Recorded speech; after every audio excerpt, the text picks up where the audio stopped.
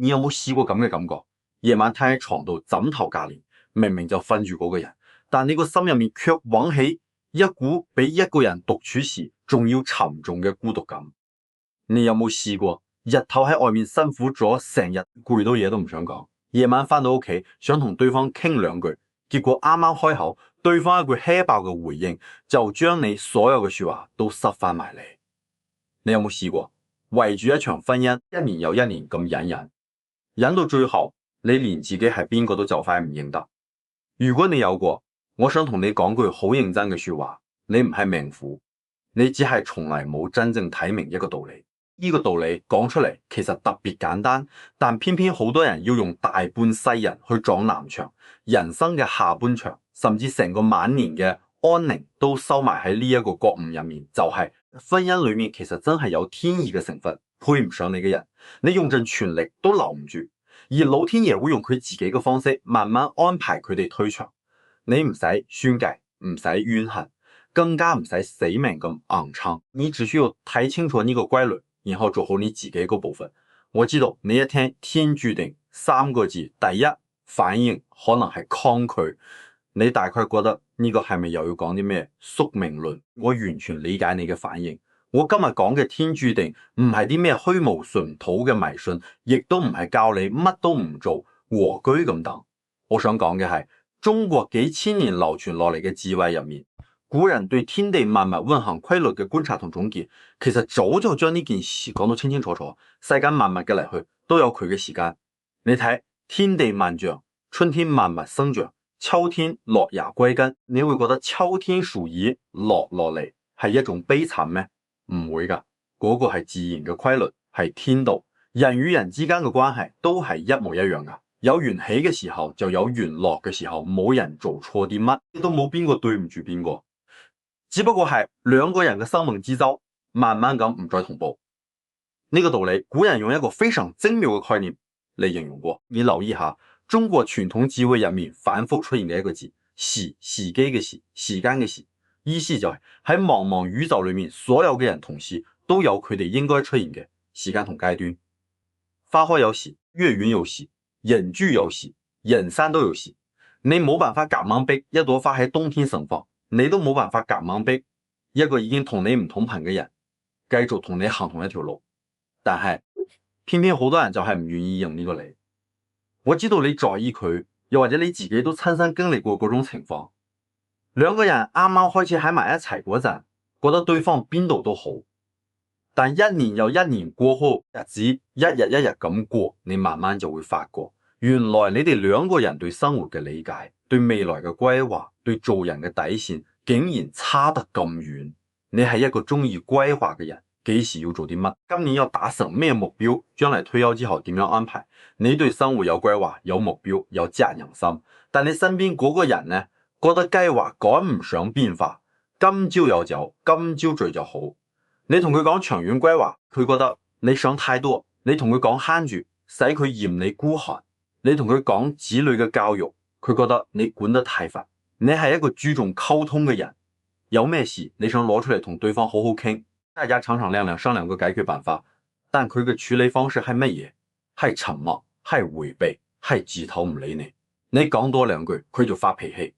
你想講清楚，佢直接拋門就走，你長途委屈，冇地方可以申訴。你嘅一番心事根本冇人理睬，久而久之，你連開口嘅數目都磨到冇晒，因為你知道講咗都係白講，只會換翻一套戲。你係個善良嘅人，對人真誠，對家庭盡心付出，對長輩尊重，對朋友都講義氣。但你個另一半呢，凡事斤斤計較，事事都首先諗住自己。你煮飯，佢覺得理所當然；你賺錢養家，佢覺得天經地義。你病咗佢，嫌你麻煩。你維護佢，佢話你玻璃心，你所有嘅付出喺佢眼裏面都係應份嘅，你所有嘅感受喺佢心入面都排到最尾，你一直喺度遷就，日復一日咁遷就，一個人撐起成頭家，獨自維持住呢段婚姻。你用所有嘅維護同陪伴，同自己講，算啦，都已經呢把年紀，忍一忍就過咗去。你又同自己講，或者佢會變嘅，再等下。真係嘅，你仲同自己講，為咗仔女，為咗呢個家，我可以放棄我自己。我非常理解你呢種心態，因為你係一個有責任感嘅人，你唔想做嗰個拆散家庭嘅人。你覺得堅持先叫有擔當，容忍先叫有修養，包容先叫有愛。但係你有冇諗過一個問題？你咁樣死撐落去，撐到最後，你到底得到咗啲乜嘢？你撐到自己好似老咗10年，撐到自己情緒低落，撐到自己對生活冇晒一切熱情。你甚至撐到照鏡嗰陣，都覺得自己成臉皮胎。你以為你係喺度經營緊婚姻，但其實你只係喺度不斷消耗自己。你以為你嘅隱忍可以感動對方，但係喺一個根本唔在乎你感受嘅人眼裏面，你點喊點求點退讓，都不過係你一個人喺度唱獨角戲啫。呢度最核心嘅問題就係，一段婚姻如果長期得一個人喺度死撐，咁佢就唔再係港灣，而係囚籠。你唔再係對方嘅愛人，而係一隻困獸。你明明可以活得好地地，但你卻親手將自己鎖喺一個令你窒息嘅空間入面，仲不斷殺服自己。呢個就叫堅持。古人講得非常清楚，物以類聚，人以群分。呢句話每帶出一層意思。淺層嘅意思係同類嘅人會自然而然走埋一齊，而深層嘅意思就係唔同類嘅人終歸會被時間同規律慢慢推開。你同一個人嘅認知差距越嚟越大，你哋嘅頻率就會越嚟越唔同。就好似兩台收音機，一個頻道跳咗去88.1，另一個卻跳咗去103.5，你點着都收唔到同一個電台嘅聲音。你有冇留意到一個現象？你身邊有啲人明明以前關係好到不得了，但後尾慢慢就疏遠咗，都冇嘈過交，冇鬧過大矛盾，就係順住日子走，慢慢的就冇乜嘢講，見面咗都仲可以笑着打個招呼，但大家個心都清楚，彼此已經係兩個世界嘅人。婚姻裏面嘅一種情況其實係一模一樣嘅，只不過你哋嘅關係曾經緊密到同住一個屋檐下，所以你必須日日夜夜面對。呢種明明好近，但其實好遠好遠嘅距離感，呢種感覺比分開仲要折磨人，因為你連逃避嘅空間都冇。喺呢度，我想同你分享一個古人嘅大智慧。中國傳統文化裏面有一個極其重要嘅概念，叫做承勢。承就係順應配合，勢就係趨勢。古人好早觀察到，天地萬物運行都有自己嘅勢。人要做的唔係同呢個勢對住緊，而係睇清楚呢個勢嘅方向，然後順住佢去行動。人與人嘅關係都係一樣，兩個人如果仲喺同一個頻率上，相處起嚟自然順暢，唔使費乜嘢力氣就好舒服。呢個叫做順勢而行。但係如果兩個人嘅頻率已經差出咗108000里，你仲要死撐住唔放手，咁就係逆勢而行。逆勢嘅結果唔係你越行越辛苦，越撐越疲厭，最後連自己都撐唔落去，就係呢段關係喺某一天突然鐵底崩塌。所以你睇到嘅好多婚姻嘅散場，表面上好似係由某件突發嘅事情觸發嘅，可能係一次激烈嘅爭吵，可能係發現咗對方做嘅某件事，可能係某一天忽然就覺得受夠啦。但你細心諗一諗，呢個真係突然發生嘅咩？唔係噶，係積壓咗太耐嘅能量，終於喺嗰個節點爆發出嚟，就好似一棵大樹，樹幹裏面早就被蛀空咗，而卻一直唔願細心睇，以為佢仲可以撐住，直到某一天一陣唔大嘅風吹過嚟，樹你一聲跌低，你先至恍然大悟，原來內部早就千瘡百孔。你可以將最終嘅散場理解為命運嘅一推，亦可以理解為老天爺嘅安排，但歸根究底，係呢棵樹本身已經冇辦法再支撐落去，現實只係幫佢將結果顯露出嚟啫。所以你千祈唔好誤會，好多人覺得係老天爺拆散咗你哋，唔係噶，老天爺冇拆散你哋，係兩個人成長嘅方向唔一樣，認知嘅高度唔一樣，人生嘅追求唔一樣，你哋嘅差異積累到某一個臨界點嘅時候，現實自然會幫你哋做一個了斷。呢個了斷嘅方式可能係一次和平嘅分手，可能係對方犯咗一個底線性嘅錯誤，令你鐵底死心，亦都可能係生活裏面出現咗一啲突然嘅變故，逼到你唔得唔作出選擇。但唔理用邊一種方式，歸根究底就一句話，配唔上你嘅人終歸係要退場嘅，你哪怕再唔捨得都冇用。大自然嘅季節更替裏面，秋天嘅油點解一定要落嚟？因為佢哋已經完成咗自己嘅使命，繼續留喺樹枝上面，反而會消耗整棵樹嘅養分。落葉歸根，發咗春嚟，來年先至可以孕育出新生機。你死死抓住嗰塊枯葉唔放，只會阻礙新芽嘅生長。呢個道理講出嚟，人人都明，但放喺自己嘅婚姻入面，好多人就偏偏做唔到。點解呢？因為人都有感情，有沉甸甸嘅回憶，有難以割捨嘅習慣，仲有對未知嘅恐懼。你怕分開之後一個人點樣過？你怕人哋嘅指指點點？你怕仔女受影響？你怕自己到咗呢個年紀，真係仲有能力重新開始咩？你嘅恐懼，我全部都能夠理解。但係我想非常認真咁同你講，與其怕呢啲，你不如怕另一樣嘢。你怕唔怕繼續咁樣捱落去？再過10年，到咗70歲、80歲，你回頭睇自己呢一世人，猛然發現自己最好嘅年華全部消耗喺一段令你壓抑嘅關係裏頭，一日真正嘅好日子都冇享受過。你怕唔怕？呢個先至係真正嘅遺憾。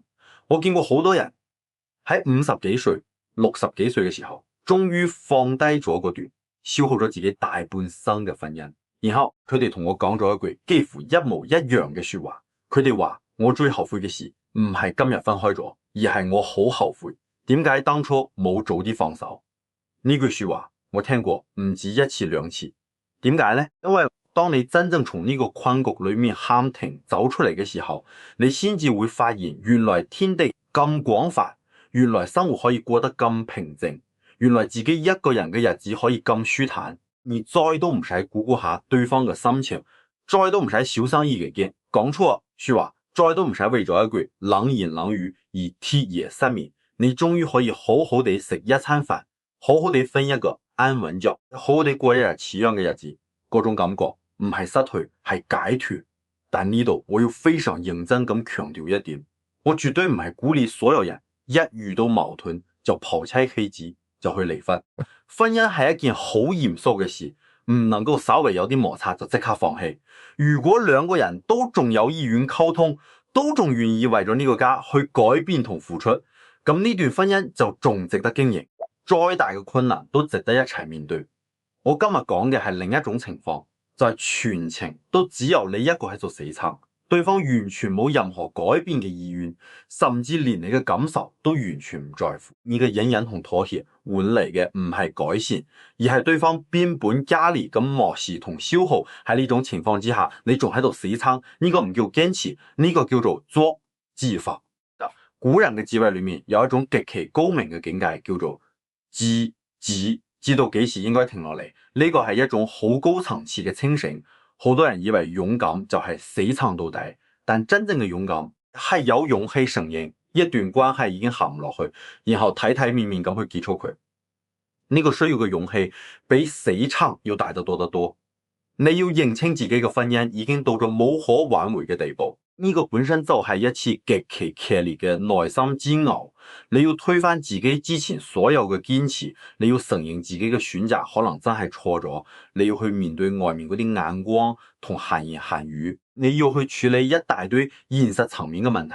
呢啲全部加起嚟係一座壓喺身上嘅大山，但跨越呢座山，哪怕係對你真正嘅考驗，甚至係你人生裏面一次最深刻嘅修行。我想同你講一個好重要嘅觀點，所謂婚姻有天意，唔係教你睇戲等運道等命運嚟安排，而係教你明白一個宇宙運行嘅規律，叫做同氣相求。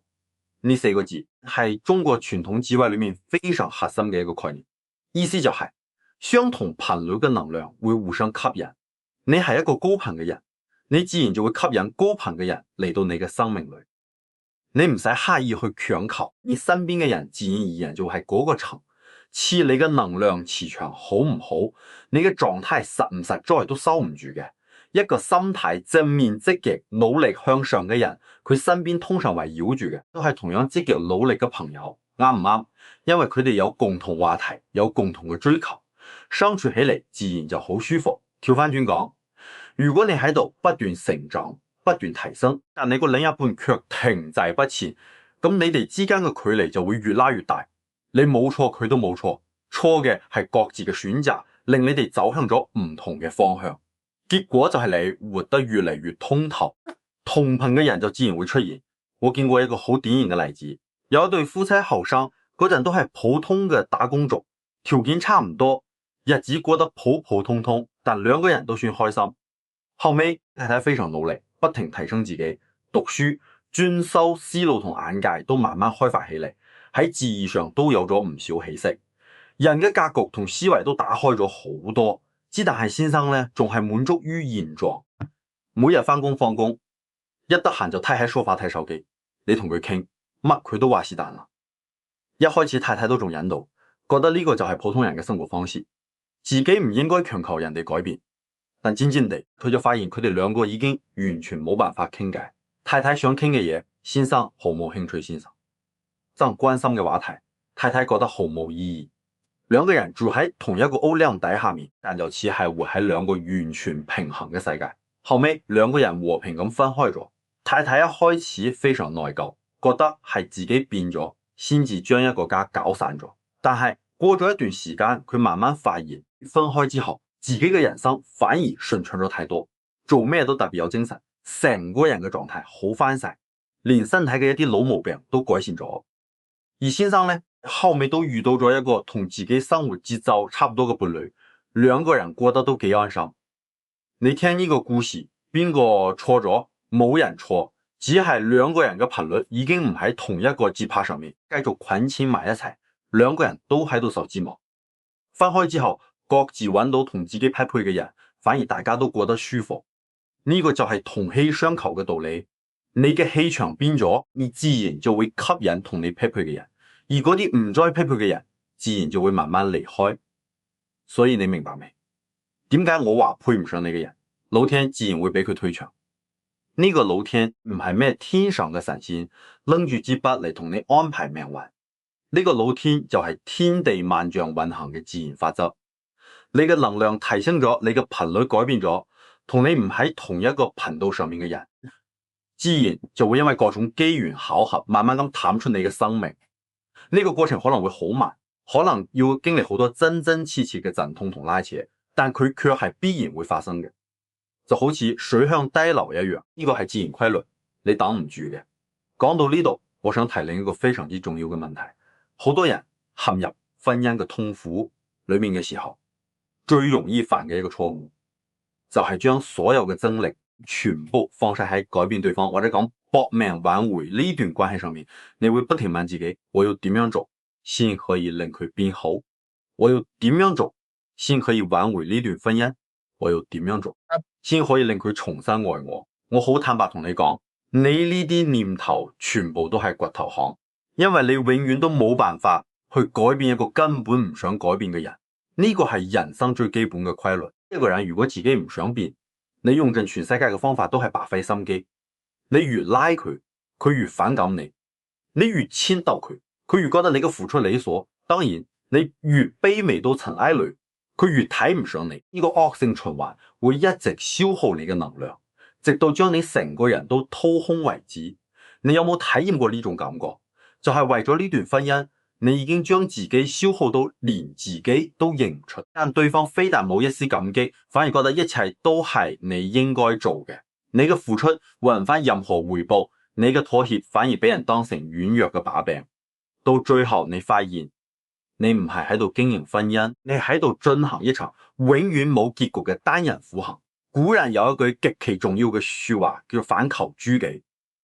呢四個字俾太多人理解錯咗，好多人以為反求諸己就係反思自己，責怪自己，覺得婚姻出問題一定係自己邊度做得仲未夠好。唔係噶，反求諸己嘅真正意思係將注意力收翻去自己身上，唔係向外去求人改變，亦都唔係反過嚟指責自己。佢係叫你關注自己，提升自己，圓滿自己。你諗下，你如果將花喺呢段掘頭巷婚姻上嘅時間同精力全部投資喺自己身上，你會變成一個幾咁唔一樣嘅人。你可以去學一門新嘅技能，可以去結交新嘅朋友，可以去好好照顧自己嘅身體，可以去做你一直想做卻因為呢段婚姻而冇限期擱置嘅嘢。你會發現，當你將焦點由挽回別人轉變成成就自己嘅時候，你嘅成個世界都會變得不一樣。呢個唔係咩自我安慰嘅雞精湯，呢個背後有好深嘅道理，喺中國傳統文化裏面有個極其重要嘅概念，叫做厚德載物。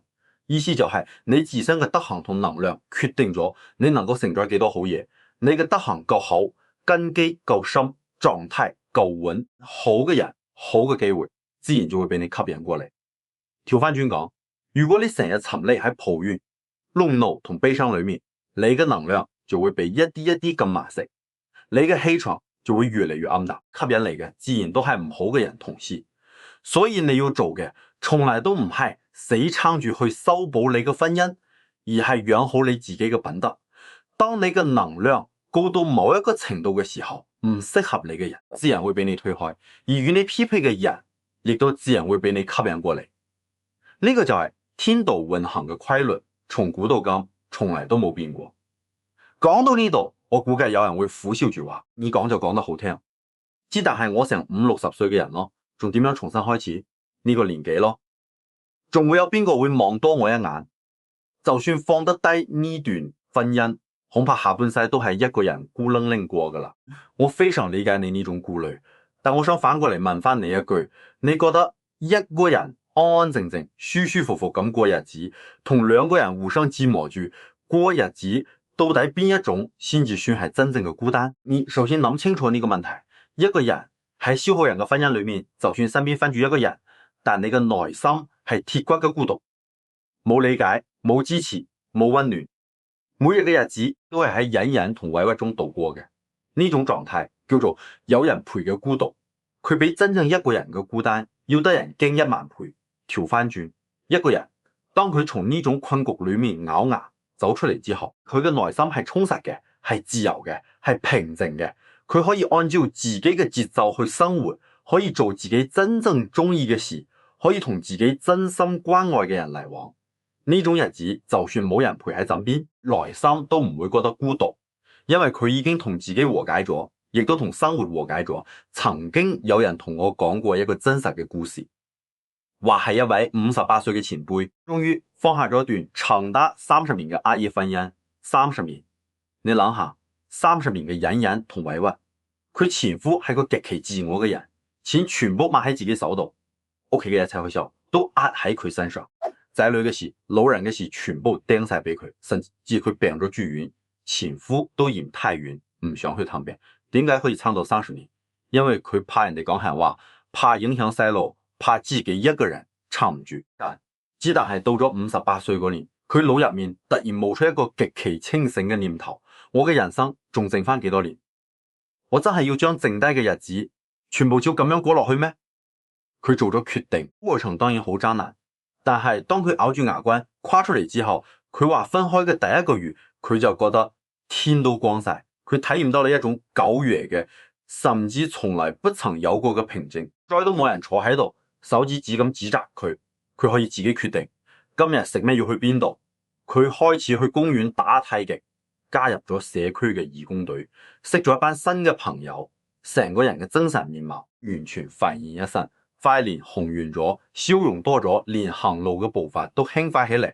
2年之後，佢遇到咗一位退休嘅教師，係個非常溫和、心思好細嘅先生。兩個人因為參加社區活動，慢慢熟絡起嚟，後尾成為咗互相照應嘅伴侶。佢同我講，我從來就冇諗過60歲以後仲可以遇到咁妥貼嘅一個人。佢唔係最出色嘅，亦都唔係最有錢嘅，但佢卻係最識得體貼我嘅。佢仲講咗一句令我印象極深嘅說話，我特別慶幸我喺58歲嗰年放過咗我自己。你聽完呢個故事就會明白，配唔上你嘅人退場之後，配得上你嘅人先至會自然咁出現喺你嘅生命裏。呢個唔係咩虛構嘅心靈雞湯，呢個係實實在在會發生嘅事。但喺呢度我都補充一個極其重要嘅關鍵，你千祈唔好以為只有揼咗錯嘅就一定會即刻遇到啱嘅。呢個唔係喺度做交易，唔係叫你用一段壞婚姻去換一段好婚姻。人生冇呢種包底置換嘅，無論以後仲可唔可以遇到新嘅伴侶，你都要先將一個人嘅日子過好，呢個係最關鍵嘅。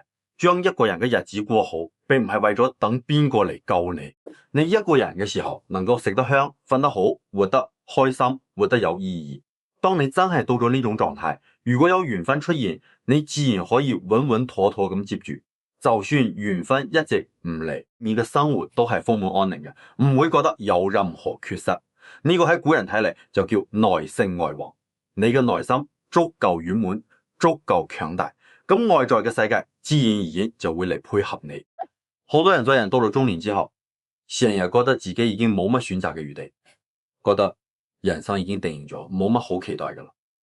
我想非常認真咁同你講，呢個諗法係絕對錯誤嘅。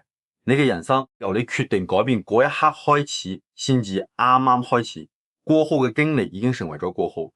你唔需要做啲咩驚天動地嘅大事，你只需要做一個決定，就係由今日開始，我要好好善待自己。善待自己嘅方式非常簡單，瞓個好覺，食餐好嘅，走出去曬曬太陽，同真正關心你嘅朋友傾下偈，養一盤新嘅綠植，睇一本中意嘅書，或者重拾一樣令你開心嘅嗜好，呢啲全部都好嘥嘅事。但當你一點一點開始做嘅時候，你嘅能量就會一點一點咁恢復。當你嘅能量恢復咗，你嘅氣場就會改變。當你嘅氣場改變咗，你吸引到嘅人同時就一定會跟住改變。呢個過程冇一蹴而就嘅特效藥，但佢卻係實實在在能夠一步一步累積出嚟嘅。你唔好心急，你只需要堅持。我仲想講最後一點，都係特別重要嘅一點。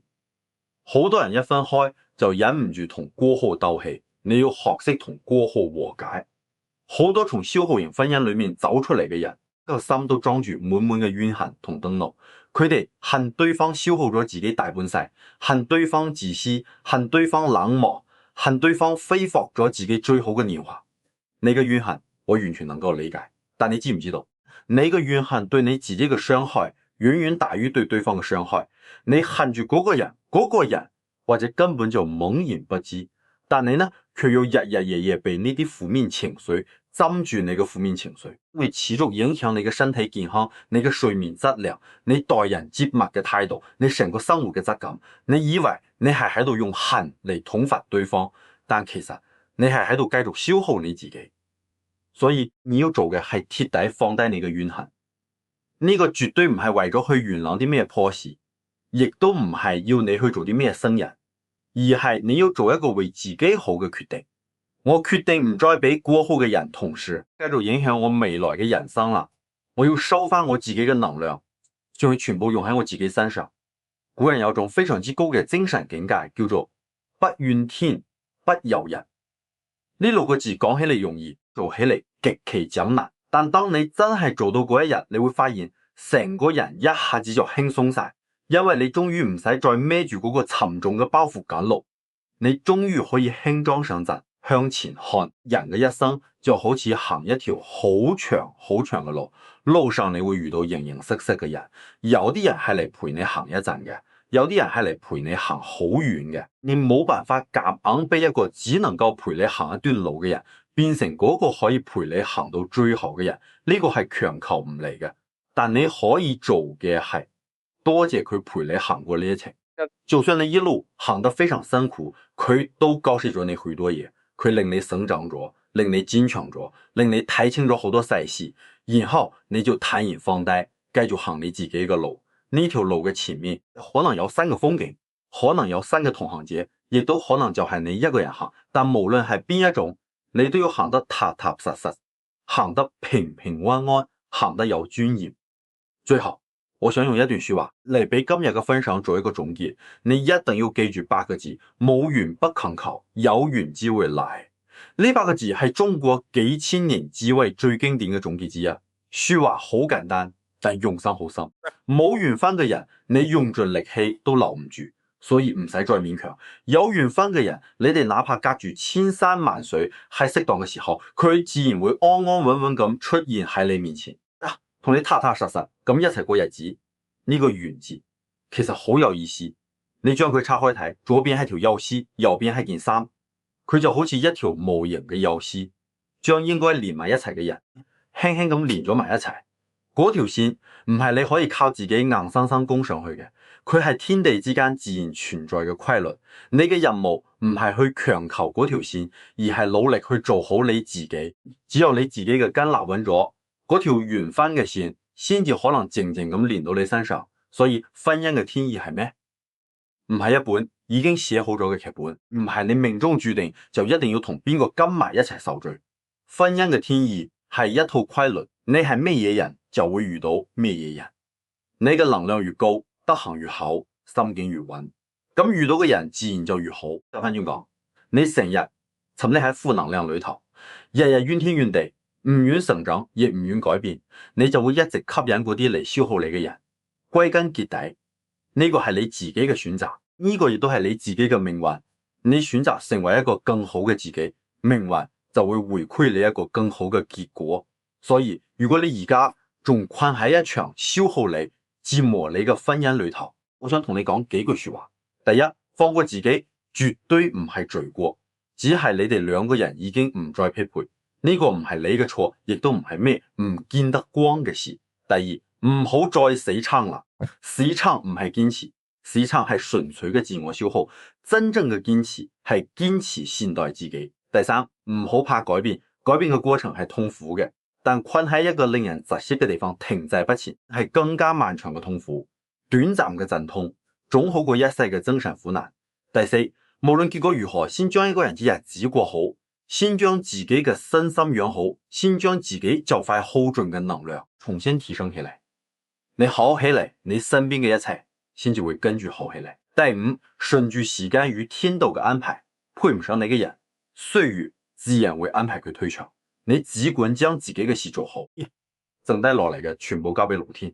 你可能覺得我今日講嘅呢啲說話有啲空泛，好似不切實際嘅安慰，但我話俾你知，呢啲說話係經歷咗千百年無數人用生命經驗驗證過嘅智慧。你回想一下你自己嘅人生經歷，你係咪都曾經以為失去咗某樣嘢，天就冧咗？但過咗一段時間之後，你回首再睇，先至發現原來嗰個失去係為咗俾更好嘅人同時騰出位置。人生好多時候就係咁樣，你唔想放手嘅，偏偏要逼你放低；你怕失去嘅，偏偏由你手中滑走。但當你真正放低嗰一刻，你甚至會發現原來雙手空出嚟先至可以接得住新嘅禮物。我最後想送俾你一句，你一定要牢牢記喺心入面嘅說話。你呢一世人最值得用心經營嘅關係，唔係同任何其他人嘅關係，而係你同你自己嘅關係。你同自己嘅關係處好咗，你識得對自己好，識得呵護自己，咁你成個世界嘅磁場都會跟住發生巨大嘅變化。呢個唔叫自私，呢個叫自愛。一個連自己都唔識得去愛嘅人，係根本冇能力真正去愛人嘅。一個連自己都照顧唔好嘅人，亦都根本冇資格要求人哋嚟善待你。所以由今日開始，唔好再將你嘅快樂、你嘅幸福、你嘅人生價值全部建築喺另一個人身上啦。你自己就係自己最穩嘅靠山，你自己就係自己嘅太陽。你要先將自己活成一束光，呢束光先至可以自然而然地吸引到另一束光同你交匯埋一齊。配唔上你嘅人可以走啦，最配得上你嘅人正喺度嚟緊嘅路上。你如果明白呢一點，你就真正掌握咗天道，掌握咗規律，掌握咗古人留俾我哋嘅最珍貴嘅寶藏。你只管好好過你嘅日子，剩低落嚟嘅上天自有安排。如果你覺得今日嘅內容對你有一啲啟發，請訂閱呢個頻道，咁樣你就不會錯過我哋接住落嚟嘅每一次分享。我哋下期再會。